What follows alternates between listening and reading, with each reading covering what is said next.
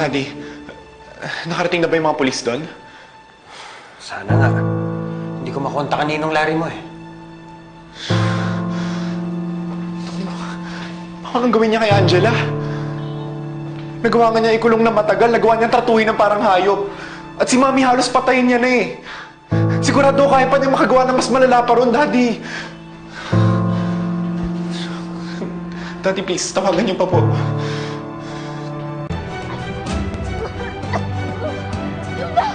Saan mo dadalhin ang pamangkin ko?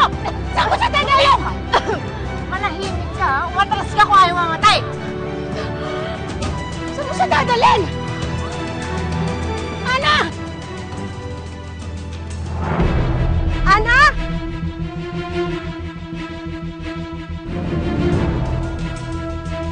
Larry? Tama mo ko!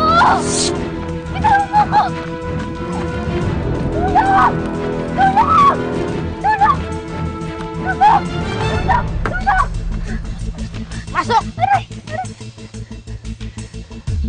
Larry! Larry! Larry, si Ana! Si Odessa, bitbit si Ana. Saan sila napunta?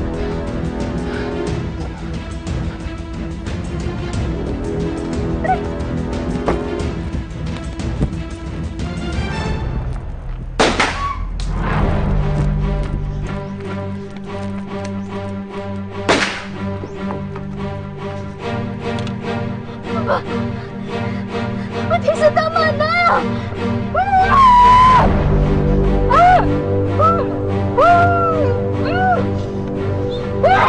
Tulong! Tulong po! Kinuha ni Odessa si Ana!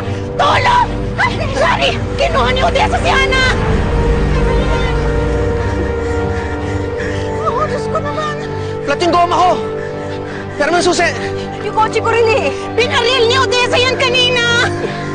Pare, gamitin mo ang kotse ko. Parang bahala dito. Salamat. Bilisan niyo! Evelyn, mag-ingat ka! Mag-ingat kayo! Shut up! Odessa, baka wala mo na ako, please! Ano akala mo? Hahayaan ko kayo maging masaya at buo? No way! Sinira niya yung pinakamasayang araw ng buhay ko. Odessa, parang awa mo na. Hayaan mo na kami! Huwag kang mag-alala. Magugustuhan mo yung lugar na yon. Sanay na sanay ka na doon.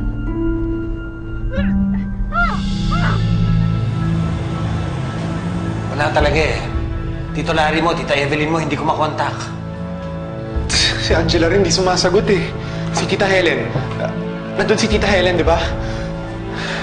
Gusto mo tawagan? Sir, kinuha po ng baliw na Odessa, yun yung pamangkin ko. Kaya pakihabol naman po, please. Ma'am, kuminahon lang po kayo. Kumikilos na po ang mga kasama namin. Sir, ano bang talagang buong pangyayari po? Sir, parang inatak po, sir eh. Isa, tapos, ewan ko, nagkagulo naman sila dun eh. Calvin. Tita Helen, ano na pong nangyayari dyan? Kanina pa po kami nag-aalala rito. Lahat po kayo hindi sumasagot eh. Calvin, tinangay na naman ni Odessa si Ana.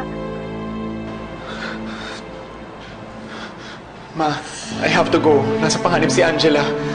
Mapahama ka, anak. Bayan mo na lang sa mga pulis. Ma, sorry, I can't. Daddy. Calvin!